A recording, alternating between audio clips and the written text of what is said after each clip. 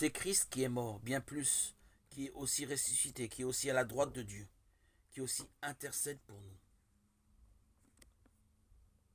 Romains 8, 34. Alors tu comprendras la crainte de l'Éternel et tu trouveras la connaissance de Dieu. Proverbe 2, 5.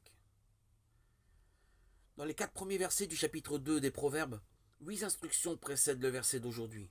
Elles nous aident à commencer à comprendre la crainte de l'Éternel, à trouver la connaissance de Dieu. Ce ne sont pas tellement de grandes connaissances intellectuelles qui permettent de craindre le Seigneur et de connaître Dieu. C'est la condition ou la disposition de notre cœur. Premièrement, recevoir. Ce verbe signifie s'emparer. S'emparer de ou saisir. Demandons au Seigneur de nous révéler une vérité chaque fois que nous ouvrons la parole de Dieu. Une vérité que nous pouvons saisir afin de la vivre. Deuxièmement, cacher par-devers soi. Il y a l'idée de garder précieusement les commandements. Cela nous rappelle le verset 11 du psaume 119.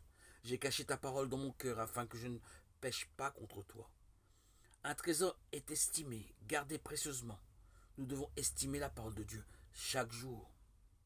Troisièmement, être attentif.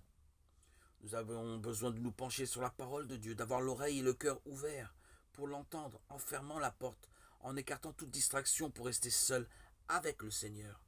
Matthieu 6, 6. Quatrièmement, incliner son cœur. Il y a la pensée de lui donner tout ce que je possède, mon temps, mon énergie.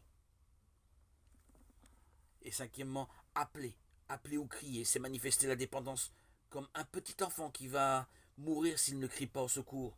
Nous aussi, nous sommes impuissants et devons appeler à l'aide en dépendant du Seigneur et en reconnaissant notre impuissance. Il faut aussi élever la voix. Quand nous crions vers le Seigneur, en élevant la voix, nous reconnaissons qu'il y a un besoin urgent. Il faut chercher, rechercher.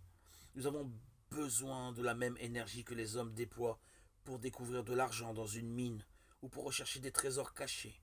Le drame est que trop souvent les hommes montrent plus de zèle pour acquérir des biens matériels que des richesses spirituelles.